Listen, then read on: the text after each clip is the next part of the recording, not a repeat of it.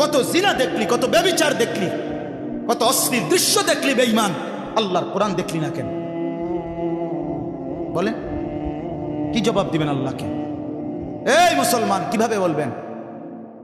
জিন্দিগি তামসা মনে করছেন? হ্যাঁ, জিন্দিগি মানে বনবিড়ি, জিন্দিগি মানে ফাঙ্গাস তেলাপিয়া, জিন্দিগি মানে ফুলকপি ফাতাকপি, জিন্দিগি মানে চা বিস্কিট, জিন্দিগি মানে গপসপ, জিন্দিগি মানে নাচ গান, জিন্দিগি মানে জিনা ব্যভিচার, জিন্দিগি মানে অশ্লীল ছবি গান বাদ্য।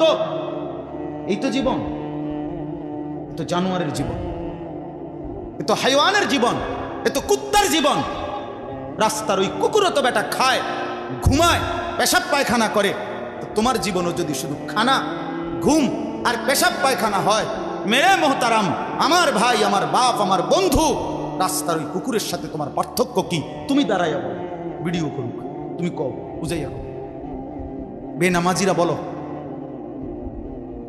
বেহায়ারা বলো, ওই জানোয়ারের সাথে তফাৎ কি? কথা বলেন, বলো না ভাই। এই জন্য আপনি বলবেন হয়তো, হুজুর আইয়া বইছি বালার লেগেনি আমগো রেডি করলেন। ভাই তুমি আসছো দেখেই বলছি, আল্লাহ আনাইছেন, আল্লাহই বসাইছেন। আল্লাহ যেন চেয়েছেন বান্দা দেখ না আমার কথা শুনে জিন্দিগিটা বদলানো যায় কিনা, এই জন্য আল্লাহ আনছেন, আল্লাহই বসাইছেন। নিজের উপরে কদর করেন, সারা পৃথিবীর কোনো উপকার না করলেও নিজের ক্ষতি করেন। এত বোকা মানুষ হয় না রে ভাই।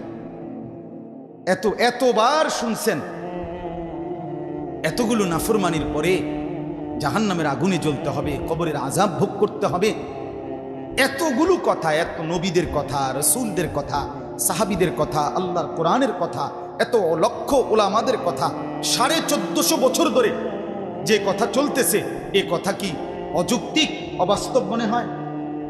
কথা বলেন না? তাইলে এতবার শুনবার পরে কেমনে প্রত্যাখ্যান করে?